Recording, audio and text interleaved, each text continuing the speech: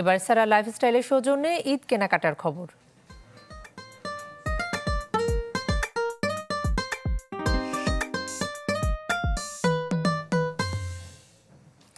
দরজায় কড়া নাড়ছে পবিত্র ঈদ উল ফিতর। একে সামনে রেখে টাঙ্গাইলের বিপণী বিতান এবং তাঁতপল্লীগুলোতে মিলছে বাহারি ডিজাইনের পোশাক।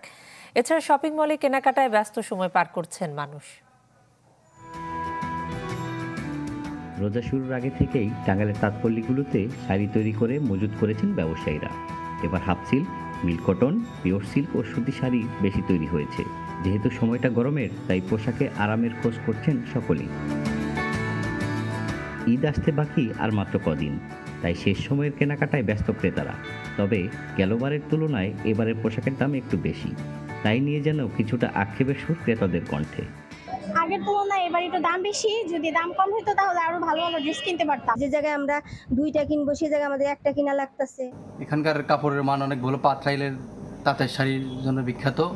অন্যদিকে ঈদকে ঘিরে টাঙ্গাইলের তাঁত ব্যবসায়ীরা এনেছেন রকমারি কালেকশন। তবে দাম বেশি হওয়ার কারণে নেই আশানুরূপ বেচা বিক্রি। প্রোডাকশন হয়েছিল নতুন ডিজাইনগুলো, ম্যাক্সিমাম শাড়ি আমরা দোকানে সব দিয়ে দিয়েছি। খোঁজ খবর নিয়ে দেখতেছি যে আসলে কাস্টমার তুলনামূলকভাবে একটু কম, জিনিসপত্রের দাম বেশি হওয়ার কারণে। এবছর ঈদ ও পহেলা বৈশাখকে কেন্দ্র করে শাড়িতে বৈচিত্র্য আর নতুনত্ব এনেছেন বলে জানালেন টাঙ্গাইলের শাড়ি ব্যবসায়ী সমিতির সভাপতি। নতুন নতুন আঙ্গিকে বৈশিষ্ট্য ভরা শাড়ি বাজারজাত করেছি।